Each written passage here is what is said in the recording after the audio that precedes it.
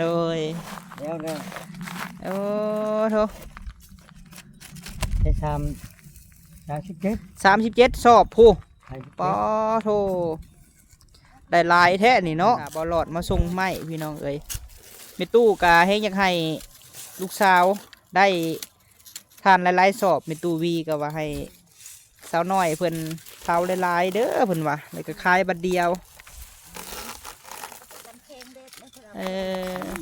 ใส่แน่บอกล่ะหมวกกุ๊บฮะน้อยก็คือกันเลยเป็นไข่ปัจจุบันได้กองทานและบัดนี่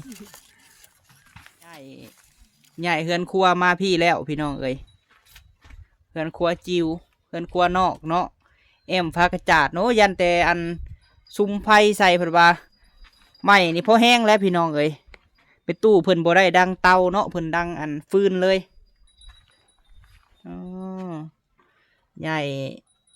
เห็ดบนอยู่ครัวกินเข้ามาพี่แล้วก็เลยเล่ากับมาต้อยอันนี้รถแหล่พวกนางละตีนักนี่ออกรถเลยเล่ากันนี่เอากับข้าวละผัดบัดไข่ผัดอันนั้นไม่เท่าเป็นในกุญแจนี่แหละเพราะว่าอันเบิดเกียวมันบอกหรือว่าแนวใดจักกับของเมียพวกมันก็จากเพนี่แหละเอามาก็เผื่อสิแปลงอีกมันก็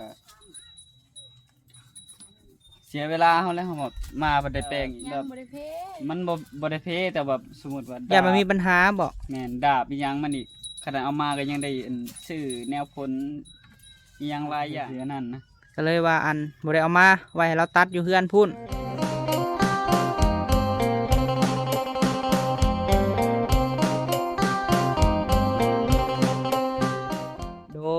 กับสบายดีพ่อแม่พี่น้องเบิดสุขุสุคนเด้อพี่น้องเอ้ยเนาะพบพ่อบ่าวพามีอีกแล้วพี่น้องเอ้ยเอาพบพ่อมื้อนี้เนาะพี่น้องเนาะเข้ามาหาพี่แหละทางประตูคูนพี่น้องเอ้ยคือได้ยินข่าวมาว่ามีการเปลี่ยนแปลงเรื่องตูบพี่น้องเอ้ยเกิดยังขึ้นว่าทางน้องละตีเพิ่นพี่น้องเอ้ยเพิ่นว่าทางอันบอลดังฟืนดังไฟเพิ่นว่าได้ขยายออกแล้วพี่น้องเอ้ยเอาถือว่าพอตู้กับบธรรมดาได้พี่น้องเอ้ยดุมันขยันเกินคาดเนาะแม่รัดแม่เลืองผู้เพิ่นซอยก็คือสิดีใจน้ำพอตู้คูนพี่น้องเอ้ยลูกหลานซอยแล้วก็เราก็ต่อเติมออกเองเนาะพี่น้องเนาะไปจังไดก็เข้าไปหาพอตู้น้ำกันพี่น้องเอ้ยเข้าไปลิ่นน้ำลาวก่อนเนาะกวาดเรียบร้อยเนาะเบิดแล้วบาทนี้สองเท่านี่ก็โอ้ขมุกขมุมอยู่พี่น้องเอ้ยได้ทานลายแลยิ้มเป็นแป้นแล้วไม่ตู้นอแก้วนี่เนาะโอ้บ่เอาคนขวัดซอยบ่สบายดีเด้อพ่อตู้เด้อโดยโอ้โถได้37สอบผู้ปอโถได้ลายแท้นี่เนาะอย่าลิ่นกับระบบได้เนาะพ่อเฒ่าบ่ธรรมดาพี่น้องเอ้ยคนขยันดุมันตัวจริงเลยถึงว่าเป็นพ่อตู้กะโอ้พี่น้องเอ้ยบ่ธรรมดาได้ตะเก้ายิบไปเป็นยิบเป็นเลยตะกี้ยิบบ่เป็นบ่พ่อเฒ่าตะเก้ายิบไปเป็นโอ้นี่เป็นเลยเห็นก็เฮ็ดเลย37สอบเกือบฮอด40เนาะยัง3ชอบนะโดยเอาน้อยก็สิให้เพิ่นได้หลายสอบคือกันแหละเพราะว่าเพิ่นสิไปยู่เอาขี้เลื่อยแถวเฮือนสาวๆมาใส่เพิ่นสิเฮ็ดเตาใหญ่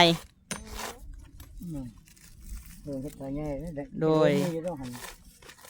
สบายดีเด้อไม่เฒ่าเด้อโดยเอาเนาะเฮ็ดเวียกเฮ็ดงานป้าลุงเอ้ยงามมหางามไอ้ชายอยู่ที่ดินที่โต๊ะเขาเอาออกเบิดนี่ตะทานดังกะนี่ได้ทานฮอนให้มามุนฮอนให้โอ้ขอบใจหลายๆแม่ตู้เอ้ยก็ว่าดีกว่าทิ่มพี่น้องเอ้ยเนาะเอาไว้เวลาเขาดังไฟดังยังแล้วก็อนาใส่ดังเขาทำนันกะปะนะโดยเอาฮอนเอาแล้วเนาะไม่เท่าเนาะยังเล็มไม่ยังนำมันนี่แหละโดย เคยแล้วก็บ่ได้ใส่ผ้าปิดปากปิดคอได้พี่น้องเอ้ยเคยแหละเนาะ มีเด้อ มันบ่สิ้นเนาะไม่เท่าเนาะ ถ้าปิดปากก็มีให้มันยากหอน มันยากฮ้อนเราอ่ะ อัดเนี่ยเต็ดแล้วมันนะ โดย หันใจก็บ่ออก เอ หัน อ ใจก็บ่ออกแล้วทางหอนเนาะมีอันนั้นสาวนางให้มันหลายเพิ่น วันนี้หั่นทานมืดแล้วก็ท่าแต่เมื่อบ้านแล้วบัดนี้เนาะไม่เท่าหรือว่าไปตัดพื้นก่อนบ่ ถ้าหมู่บ้านได้เขาโทรนำ เออ ลูก พอดีและร้านสาวกับสาวน้อยกับเพิ่นก็กองพื้นท้าเนาะ เอ้ยเพิ่นก็เหนื่อยแล้วว่ะ เพิ่นกองพื้นท้าบัดมาแล้วเพิ่นสิมาเผาเลยเพิ่นว่า ง่ายแต่เขาเพิ่น โดยจะไว้ขายบัดเดียวบ่แม่เฒ่า เขามาเอาเบิดแล้วบ่คู่กันค่ะ บ่คู่กันซ้ำ บอก ออเดอร์หลายแท้นี่เนาะ ร้านเมียบะหม่ำก็จะได้ร้านเมียบะหม่ำก็จะได้30 พากันไปหาคนขี้แกบมาเด้อพ่อเฒ่าเด้อบัดนี้ อีนายหนึ่งหาก็จะได้หลายว่าบ่คู่กันปันกัน โดย ผู้ชิด ตีแต่บ่มีแนวเผาเนาะ ตีแต่บ่มีพูดนาฬิกาทาน สบายดีเอ้อน้อยแล่นไปไสน่ะฮะ เห็นเอานั่น เอาเด้อเข็มเด้อ อืมเอ้อยเฮากับทั้งสิ้นทั้งส่งพี่น้องเอ้ย ได้สิ เพิ่นมาเก็บซอยบ่แม่เฒ่าเช้านี่ค่ะ เพิ่นให้เป็นนิดนะ เพิ่นยิบซอย เป็นกระหักกิน ไปหากินหยังเอื้อน้อย โค้หอย ขัวหอยได้บ่ ได้ โอ้ยสาวแม่เลี้ยงเดี่ยวนี่บ่ได้พักผ่อนจักมื้อเนาะจนเคี้ยวอะไรเป็นพี่น้องเตาถ่านนี่ก็สิซ้ำเฮาอะไรพี่น้องไอ้บาดนี้เคี้ยวไปนำกันซุมเฮาเนาะ เลย สีก็สีทนได้พี่น้องเอ้ยบ่ได้ใส่หมวกใส่กุ๊บเลย บ่ใส่นะสะน้อยวะขอแต่เลี้ยงลูกกุ้มเนาะเอ้ยเนาะ เข็มมันจะไปเช่วยเข็ม เข็มลุงเลยเข็มลุงเลยหมดแล้ว ไปเช่วย ไปสิแล้ว หาเข็มบ่ อันเจ้าหยิบเข็มจะบอก ประตูยิบนี่งามไม่ลีพี่น้องเอ้ยนี่ เข็มนี่ทำไมไปเข็ม 40,000ซ้ำสีดัง เมย์จะมาหยิบเช้านี่มันไว้เสียจ้ะ ก็น้อยหันสิได้อยู่พี่น้องไอ้เต้าหนึ่งกับประมาณ800 บาทเนาะ800กว่านี่แหละหลายทานถามมาพี่น้องเอ้ยถ้าตีเป็นเงินกีบก็500,000 600,000เนาะ600,000ปลายเพราะว่าเป็นเงินคันพ่อเฒ่าซุมเฮาไปเฮ็ดอยู่ไทยพุ่นนี่ได้เงินแล้วพ่อเฒ่าเอ้ย FC ฝั่งไทยเพิ่นคอมเมนต์นะโอ้ยว่ามาขายอยู่ไทยแน่เพิ่นว่า ให้คนได้เงิน สอบ1 400ไม่เท่าเอ้ย โอ้ 300 400 โอ้ อันแบบว่า FC เพิ่นอยู่เขตนอกว่าสินะเพิ่นว่าแบบเพิ่นก็ดังทานคือเฮานี่แหละ แต่ว่าคันอยู่กรุงเทพพุ่นเพิ่นก็ใส่แก๊สประตูเอ้ยโดย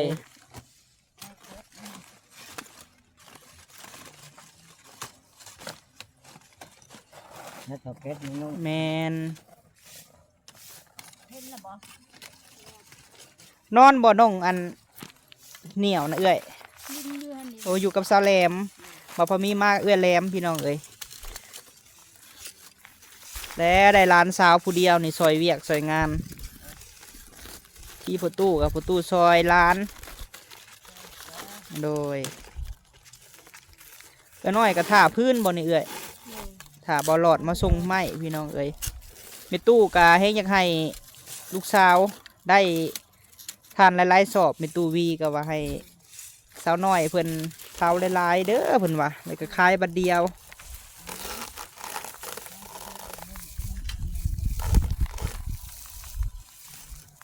อยู่บ้านก็ไปหารับจ้างได้มื้อ30เราว่าตากแดดเบิดบื้อบ่เอ้ยเด็ดยาแล้วบ่หอนโมงก็พัก ไปฮอนโมงแค่พาขึ้นแล้ จ้าง ว 12 โมงเนาะขึ้น 2 โมงแล้พาขึ้นกะบ่ายโมงก็ลงแล้วบ่ายกะ พาเลิกคนละ มาเทียบใส่คล้ายทานกะทานสอบหนึ่งซ้ำว่ามือหนึ่งพี่น้องเอ้ยหาเงินอยู่บ้านพูอะไรลาวจังหวะโฮมไว้หาเงินเลี้ยงลูก คงจะได้ไปชนึงนะมันเป็นคู่มือแล้ว มีหึงไป งา นี่ นกันไปได้ บ้านอยู่สวรรค์พี่นะเอ้ยคันว่าดุมันน่ะไปหารับจ้างดำไห้ดำหน้ากับมือ1 2 แสนปลายอยู่บ้านพุ่นมันผัดโบเป็นราคาเนาะ เป็นเพียงเด้ โดย อันแรกไม่เท่ากับพ่อตู้เพิ่นจังบืนพี่น้องเอ้ย หน้ากูปี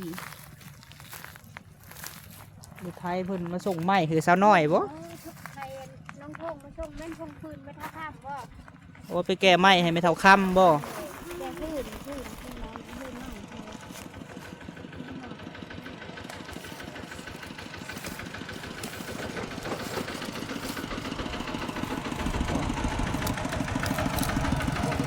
อง แก้พื้นให้ไม่เท่าค่ำน้องทงกับน้องสา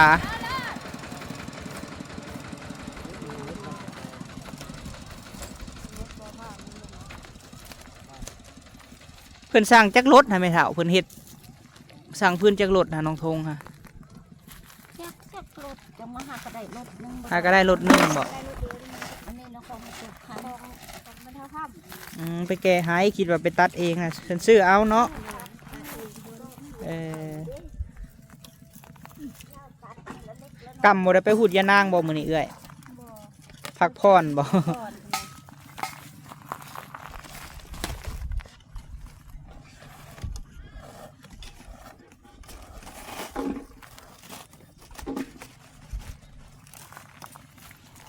พักผ่อนเอาแห้งนะครับรถไถเมื่อบ้าน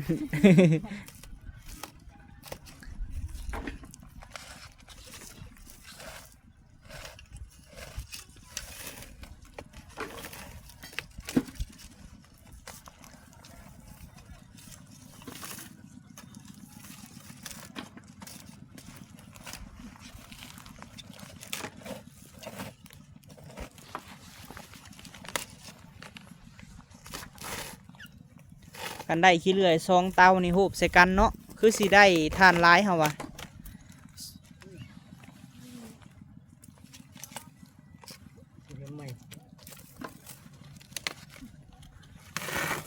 ผู้น้องก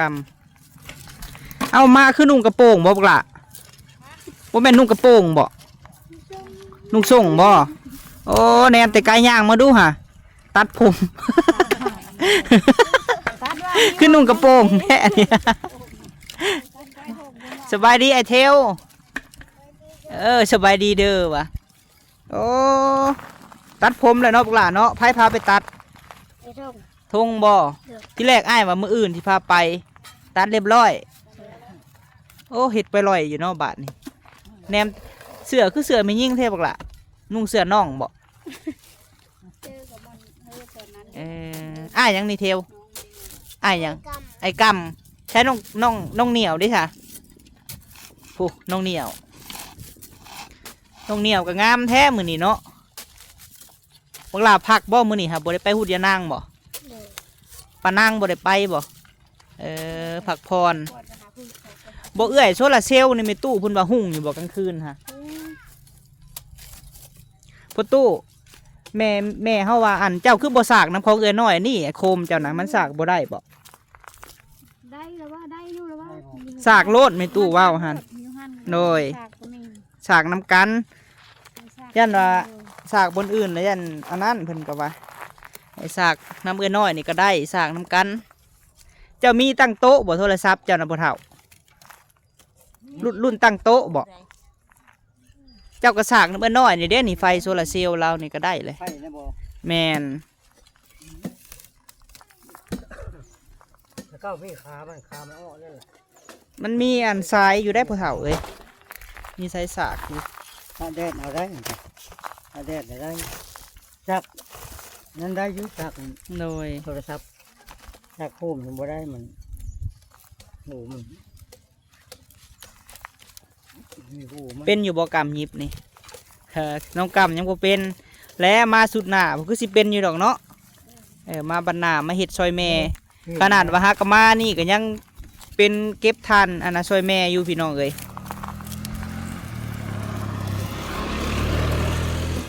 กลุ่มเตาทานนี่ก็รถเข้ารถออกหลายเนาะคนเที่ยวหลายพี่น้องเอ้ยโอ้น้องเหนียวดินกับน้องเทลพี่น้องเอ้ย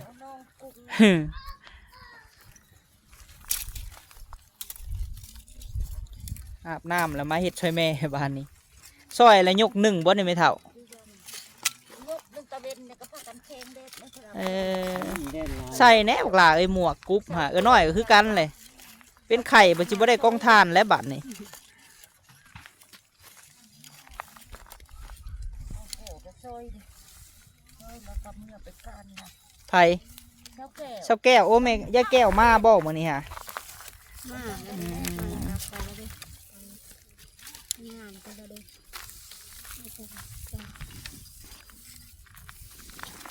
จักปีก่อนน้องกำเจ้าฮะ10 ปี10 ปีนี่อยู่ฝั่งไทยนี่ยังอันนั้นอยู่ได้ปลาลุงเอ้ยเพิ่นว่ายังเฮ็ดเวียกบ่ได้อันนี้หั่นไปหาเฮ็ดทูดยานางซอยแม่ก็ได้10,000แล้ว ยังป้อนข้าวอยู่ ยังป้อนเขาอยู่ไทยพุ่นน่ะยังยั่วอยู่ยังยั่วกินข้าวอยู่ ยังลิ้นเกมอยู่พี่น้องเอ้ยอันนี้หั่นจักเวียกซอยแม่แล้ว เล่นไปแล้ว โดยประตูคือว่าอันเฮ็ดเฮือนครัวใหม่บ่ประตู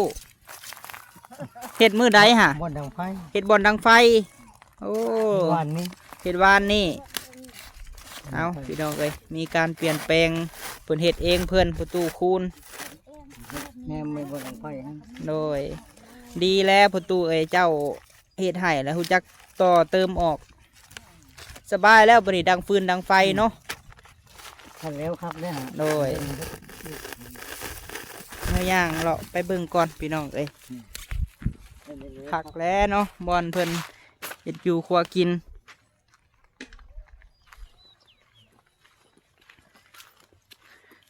ตู้ประตูคูณนี่แบบอันนั้นเลยนะพี่น้องเอ้ยแบบว่าไผเข้าบ่ได้นะเราใส่กุญแจไว้เนาะเพราะว่ากลางเว้นหันเรานั่งอยู่อันห่มไม้พี่น้องเอ้ย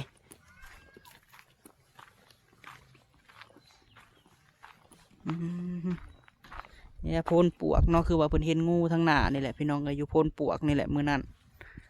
บอกประตูเพิ่นน่ะบ่ให้เพิ่นจูดเนาะเราใส่กุญแจไว้ได้พี่น้องไอ้ตูบเราโอ้โธ่ออกไปอัน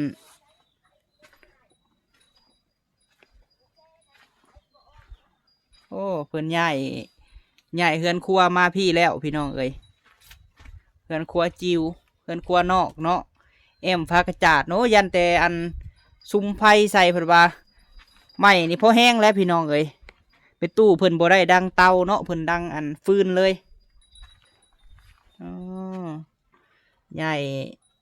เห็ดบนอยู่ครัวกินเข้ามาพี่แล้วแบบบ้านๆเฮานะพี่น้องเอ้ยเป็นครัวน้อยเรา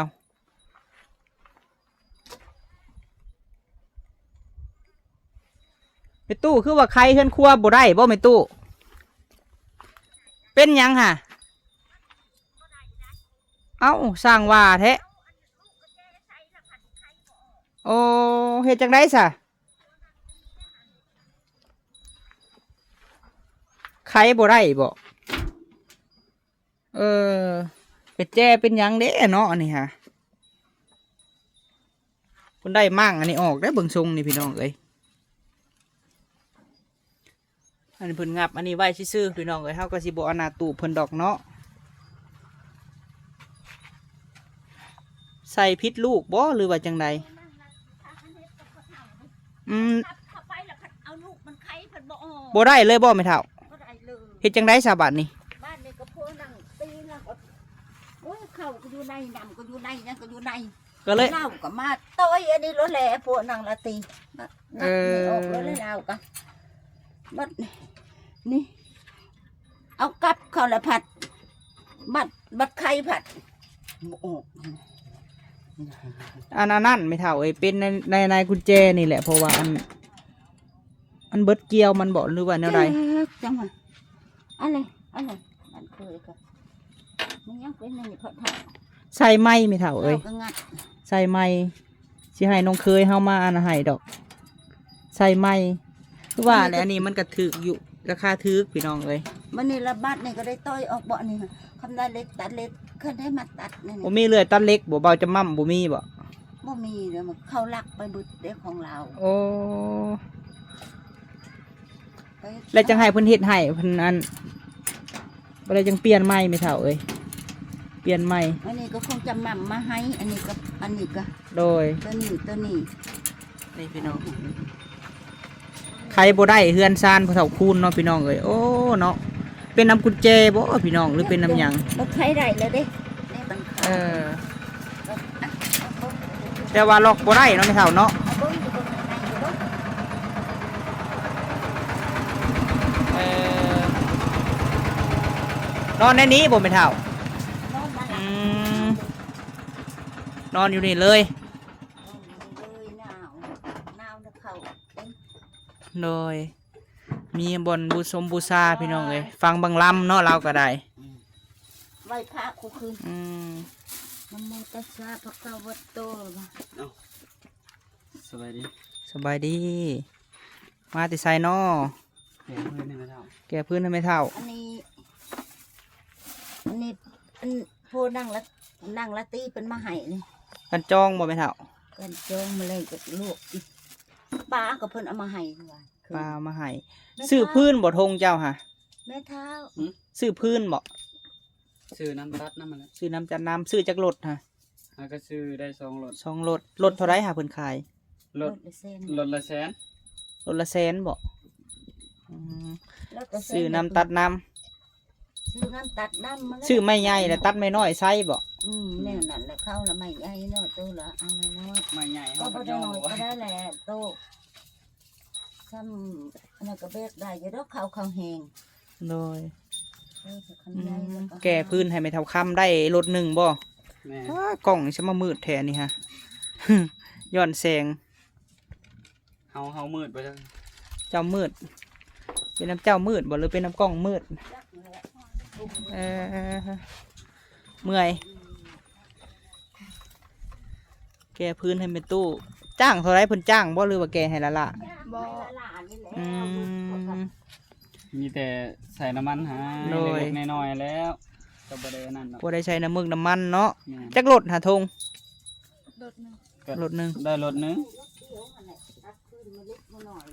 บัดนี้หันเจ้าหันซื้อพื้นเนาะมาเฮ็ดทาน แม่น ซื้อเอาแน่ตัดแน่เพิ่นว่าซื้อไม่ใหญ่เอ้าเฮ้ยบ่มีแนวตัดบ่ได้มีจักรบ่เจ้าฮะ จักก็ของแม่พุมันก็จะเพนั่นแหละเอามาก็เพื่อสิแปลงอีกมันก็ เสียเวลาเฮาแล้วเฮาแบบมาบ่ได้แปลงอีก มันเพบ่ มันก็ ยั แบ ง บ บ่ได้เพ มันบ่ได้เพแต่แบบสมมุติว่า อย่ามันมีปัญหาบ่ แม่นดาบอีหยังมันอีกขนาดเอามาก็ยังได้อันซื้อแนวผลอีหยังหลายอย่างนะ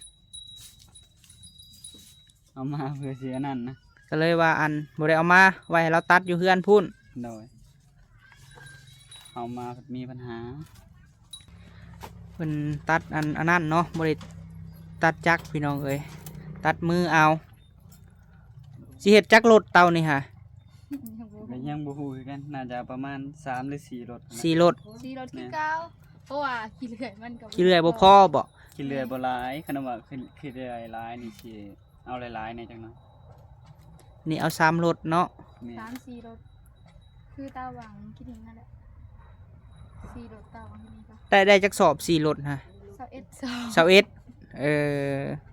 เพราะว่ามันอนาสุดแต่โดนเลยเห็ดตูบพรเท้าไอ้เด็ก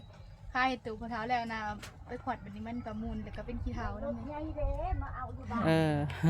ไปตู้ว่าอยู่บ้านเพิ่นขี้เลื่อยหลายเพิ่นว่า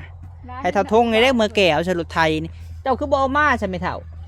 อยู่บ้านเพิ่นร้าย เออ เอาเฮ็ดไปเนาะอะไรก็ได้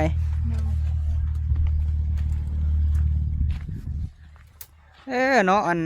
น่ะเฮือนไม่เท่าเพิ่นเพิ่นล็อกบ่ได้ซ้ำพี่น้องเอ้ยอย่าให้ครับเก่งเบิ่งให้ก่อน เป็นน้ำกุญแจนี่แหละพี่น้องเอ้ยบ่าวพามีว่าเนาะจะมันจังล็อกบ่ได้หั่นนะจังไขกุญแจบ่ได้เฮาต้องหาแนวหยอดใส่บ่พี่น้องเนาะลีนบ่หรือกระเล็ดใส่บ่เอามาคุมเตาถ่านคือเก่าพี่น้องเอ้ยมีการเปลี่ยนแปลงของไม่เท่าดอกแก้วนอกแก้วอืม น้ำเบาเขามี เปลี่ยนหยังบัดนี้ อย่าเปลี่ยนเงินให้พ่อเฒ่าเพราะว่าไม่เฒ่าให้เงินนั่น ใบหยัง เฮาบ่มีใบ50 เอาใบ 30ใบซา ใบ30ใบซาว ใบ30 ค่อยก็มีใบ50คือกัน บ่ บ่มีใบ ยาอะไรเฮาสิไป เฮามีใบน้อยอยู่แต่หัก10,000กีบเนาะไปน้อง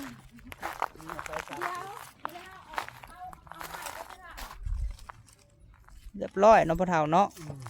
แต่ล้านปลายพี่น้องเอ้ยเตานี่ฮะล้านกว่าบาทเอาล้านกว่าบาทว่าล้านกว่ากีบ ว่าพิษ ล้านปลายก็ได้อยู่เบิ่งเด้อประมาณ 2,000 พี่น้องเอ้ยเตานี้ได้ประมาณ 2,000นี่ถือว่าได้หลายชอบเติบเนาะพ่อเฒ่าเนาะโดยเอาพี่น้องเอ้ยคลิปนี้เข้ามาคุ้มเตาถ่านคือเก่าเด้อพี่น้องเอ้ยขอบคุณผู้ใหญ่ใจดีใจบุญสุขุสุคนเนาะเข้ามาหาเอื้อยพี่น้องน้อยก็กำลังกองทานไว้แล้วก็สิใส่ลักสูงพุ่นแหละพี่น้องเอ้ยเพราะว่าไม่สิสั่งมาอีก5 รถเนาะขอบคุณทางเมตู้วีเด้ออยู่ทางออสเตรเลียพี่น้องเอ้ยสดซอยมาเอาขอบคุณสุขุสุคนทุกท่านพี่น้องไปสำหรับคลิปนี้ไปแล้วพี่น้องเอ้ยสบายดี